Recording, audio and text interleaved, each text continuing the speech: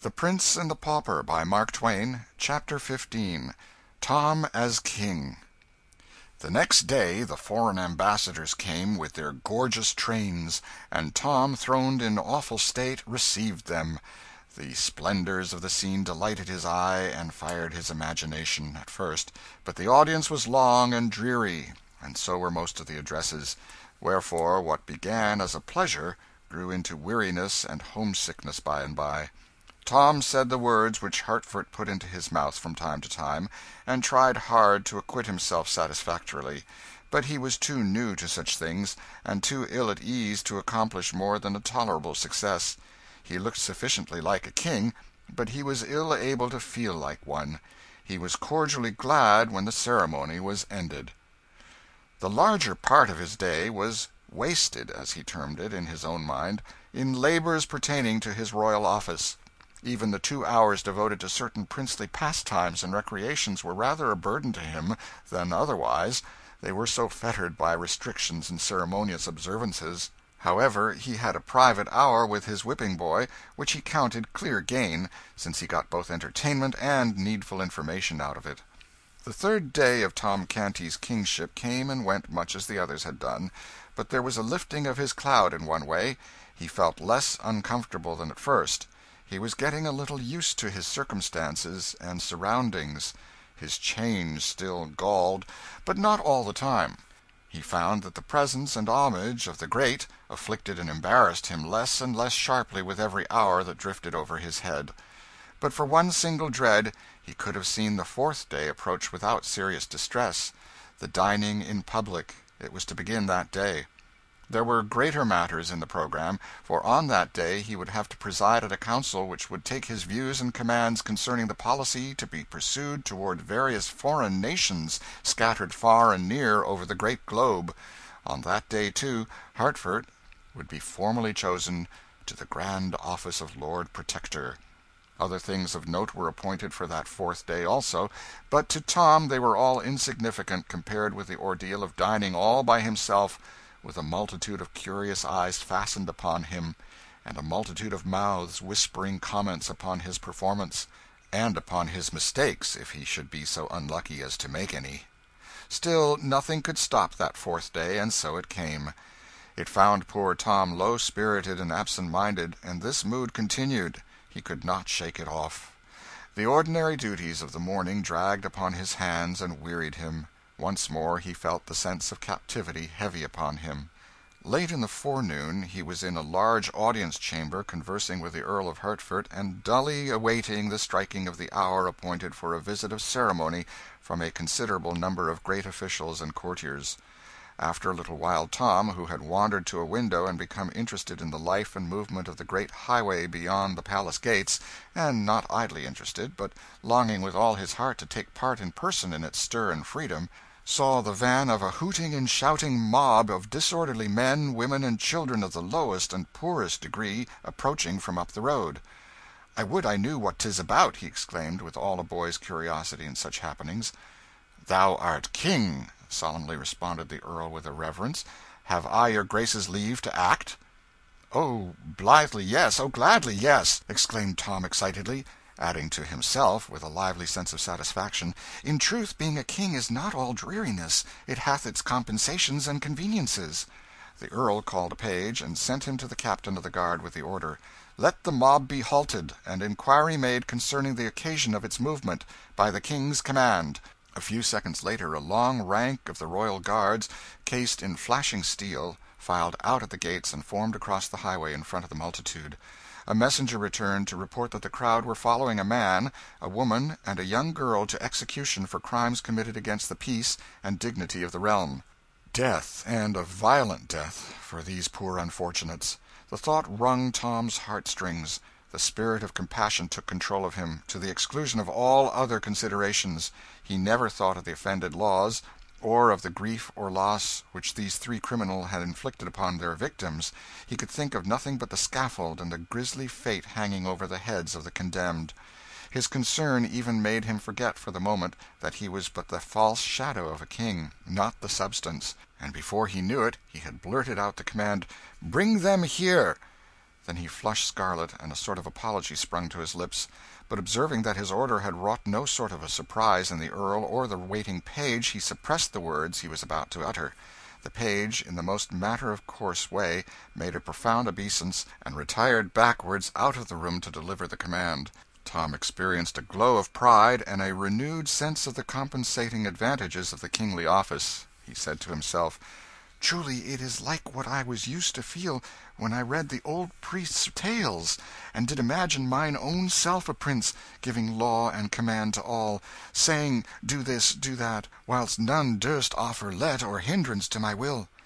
Now the doors swung open, one high-sounding title after another was announced, the personages owning them followed, and the place was quickly half filled with noble folk and finery. But Tom was hardly conscious of the presence of these people, so wrought up was he, and so intensely absorbed in that other and more interesting matter. He seated himself absently in his chair of state, and turned his eyes upon the door with manifestations of impatient expectancy. Seeing which, the company forbore to trouble him, and fell to chatting a mixture of public business and court gossip one with another.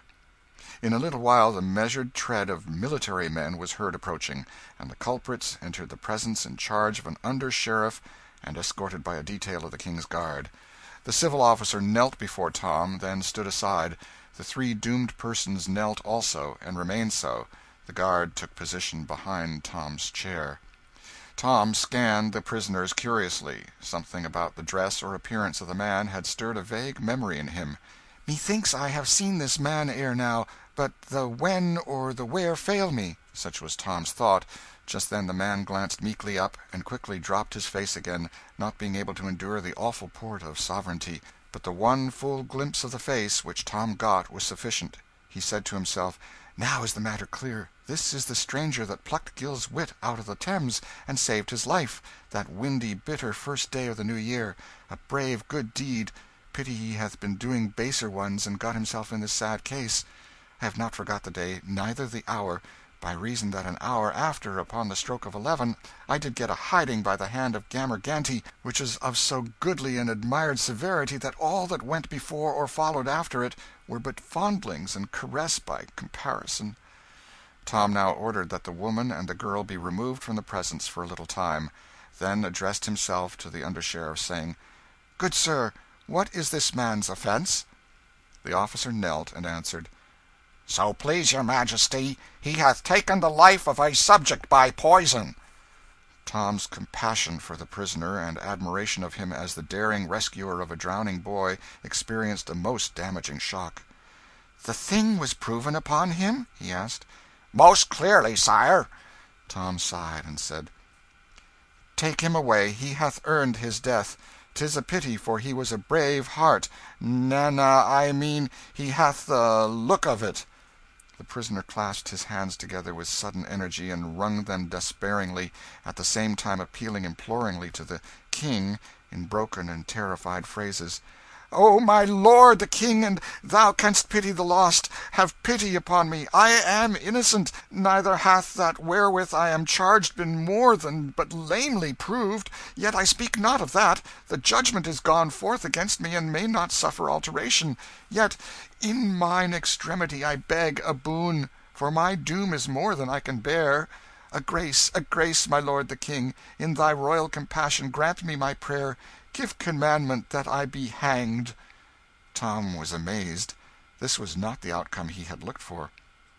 "Odds my life, a strange boon! Was it not the fate intended thee?" "Oh, good my liege, not so. It is ordered that I be boiled alive." The hideous surprise of these words almost made Tom spring from his chair. As soon as he could recover his wits, he cried out, "Have thy wish, poor soul! An thou had poisoned 100 men, thou shouldst not suffer so miserable a death." The prisoner bowed his face to the ground, and burst into passionate expressions of gratitude, ending with, "If ever thou shouldst know misfortune, which God forfend, may thy goodness to me this day be remembered and requited." Tom turned to the Earl of Hertford and said, "My lord, is it believable that there was warrant for this man's ferocious doom?" "It is the law, your grace, for poisoners.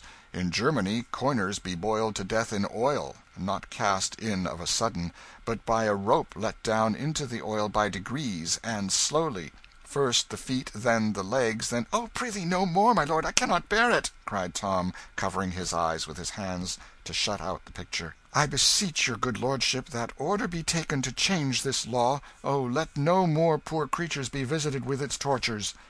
The Earl's face showed profound gratification, for he was a man of merciful and generous impulses, a thing not very common with his class in that fierce age.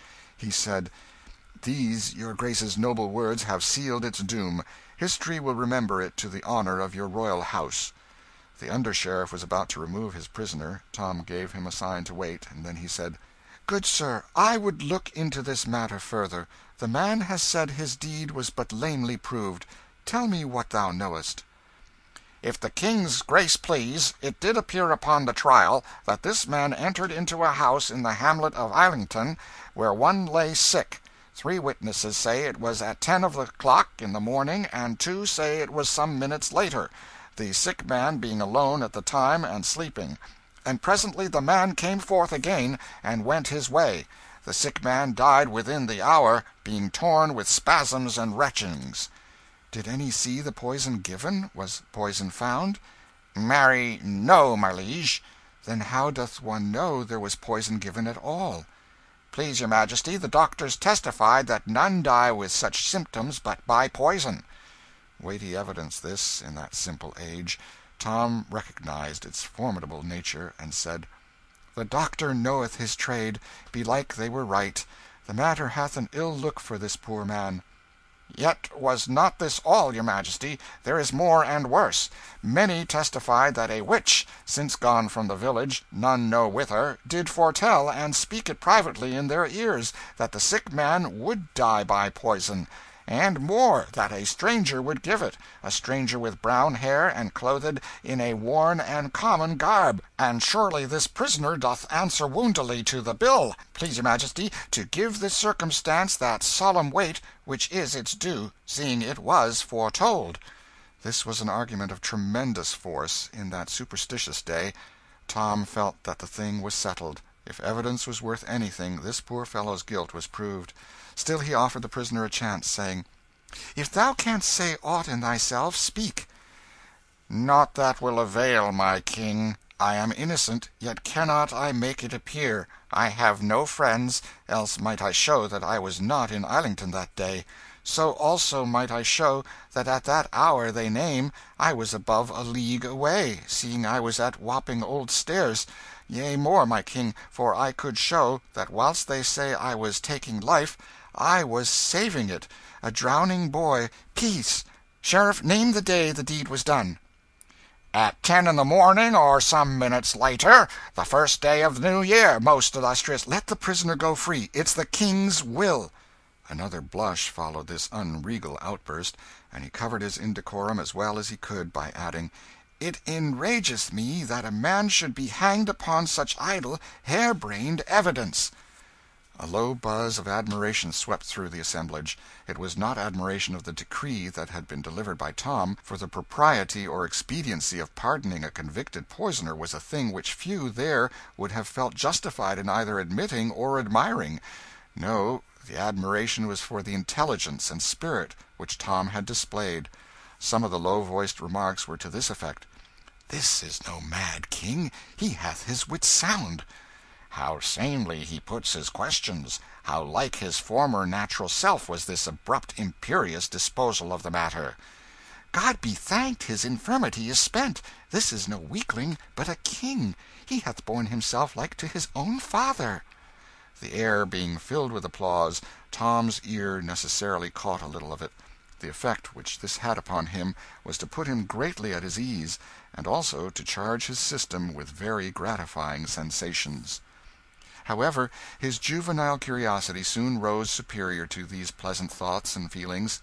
He was eager to know what sort of a deadly mischief the woman and the little girl could have been about. So by his command the 2 terrified and sobbing creatures were brought before him. "What is it that these have done?" he inquired of the sheriff. "Please your Majesty, a black crime is charged upon them, and clearly proven. Wherefore the judges have decreed, according to the law, that they be hanged. They sold themselves to the devil, such is their crime." Tom shuddered. He had been taught to abhor people who did this wicked thing. Still, he was not going to deny himself the pleasure of feeding his curiosity, for all that, so he asked, "Where was this done, and when?" "On a midnight in December, in a ruined church, your Majesty." Tom shuddered again. "Who was there present?" "Only these two, your Grace, and that other." "Have these confessed?" "Nay, not so, sire, they do deny it." "Then prithee how was it known?"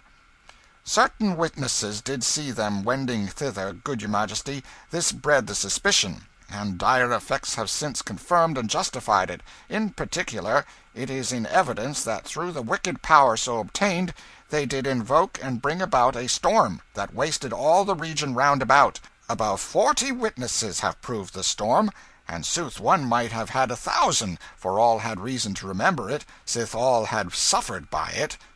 "Certes, this is serious matter." Tom turned this dark piece of scoundrelism over in his mind a while, and then asked, "Suffered the woman also by the storm?" Several old heads among the assemblage nodded their recognition of the wisdom of this question. The sheriff, however, saw nothing consequential in the inquiry. He answered with simple directness, "Indeed did she, your Majesty, and most righteously, as all aver. Her habitation was swept away, and herself and child left shelterless." "Methinks the power to do herself so ill a turn was dearly bought. She had been cheated, had she paid but a farthing for it. That she paid her soul and her child's argueth that she is mad. If she is mad, she knoweth not what she doth, therefore sinneth not."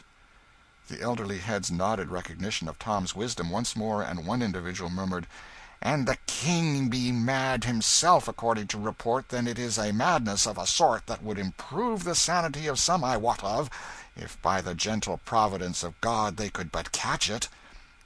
"What age hath the child?" asked Tom. 9 years, please your Majesty."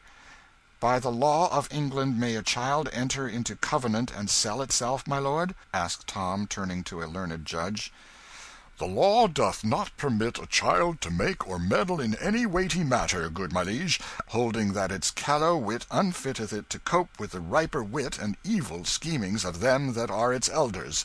The devil may buy a child, if he so choose, and the child agree thereto, but not an Englishman. In this latter case the contract would be null and void." "It seemeth a rude unchristian thing, and ill contrived, that English law denieth privileges to Englishmen, to waste them on the devil," cried Tom with honest heat. This novel view of the matter excited many smiles, and was stored away in many heads to be repeated about the court as evidence of Tom's originality, as well as progress toward mental health. The elder culprit had ceased from sobbing, and was hanging upon Tom's words with an excited interest and a growing hope. Tom noticed this, and it strongly inclined his sympathies toward her in her perilous and unfriended situation.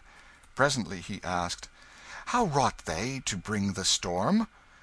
"By pulling off their stockings, sire." This astonished Tom, and also fired his curiosity to fever heat. He said eagerly, "It is wonderful. Hath it always this dread effect?" "Always, my liege, at least if the woman doth desire it, and utter the needful words, either in her mind or with her tongue." Tom turned to the woman and said with impetuous zeal, "Exert thy power, I would see a storm." There was a sudden paling of cheeks in the superstitious assemblage, and a general, though unexpressed, desire to get out of the place, all of which was lost upon Tom, who was dead to everything but the proposed cataclysm. Seeing a puzzled and astonished look in the woman's face, he added excitedly, "Never fear, thou shalt be blameless. More, thou shalt go free, none shall touch thee. Exert thy power." "O my lord the king, I have it not. I have been falsely accused." "Thy fears stay thee. Be of good heart, thou shalt suffer no harm. Make a storm, it mattereth not how small a one. I require naught great or harmful, but indeed prefer the opposite. Do this, and thy life is spared. Thou shalt go out free, with thy child, bearing the king's pardon, and safe from hurt or malice from any in the realm." The woman prostrated herself, and protested with tears that she had no power to do the miracle, else she would gladly win her child's life alone, and be content to lose her own, if by obedience to the King's command so precious a grace might be acquired. Tom urged. The woman still adhered to her declarations. Finally he said, "I think the woman hath said true. An my mother were in her place, and gifted with the devil's functions, she had not stayed a moment to call her storms and lay the whole land in ruins, if the saving of my forfeit life were the price she got. It is argument that other mothers are made in like mould. Thou art free, good wife, thou and thy child, for I do think thee innocent. Now thou'st nought to fear, being pardoned. Pull off thy stockings, and thou canst make me a storm. Thou shalt be rich." The redeemed creature was loud in her gratitude, and proceeded to obey, whilst Tom looked on with eager expectancy, a little marred by apprehension, the courtiers at the same time manifesting decided discomfort and uneasiness. The woman stripped her own feet and her little girl's also, and plainly did her best to reward the King's generosity with an earthquake, but it was all a failure and a disappointment. Tom sighed, and said, "There, good soul, trouble thyself no further. Thy power is departed out of thee. Go thy way in peace, and if it return to thee at any time, forget me not, but fetch me a storm." Footnote: Character of Hertford. The young King discovered an extreme attachment to his uncle, who was, in the main, a man of moderation and probity. Hume's History of England, Vol. 3, page 324. But if he, the Protector, gave offence by assuming too much state, he deserves great praise on account of the laws passed this session, by which the rigour of former statutes was much mitigated, and some security given to the freedom of the Constitution. All laws were repealed which extended the crime of treason beyond the statute of the 25th of Edward III. All laws enacted during the late reign extending the crime of felony. All the former laws against Lollardy or heresy, together with the statute of the 6 Articles. None were to be accused for words, but within a month after they were spoken. By these repeals several of the most rigorous laws that ever passed in England were annulled, and some dawn, both of civil and religious liberty, began to appear to the people. A repeal also passed of that law, the destruction of all laws, by which the King's proclamation was made of equal force with the statute. Ibid, Vol. 3, page 339. End of chapter 15.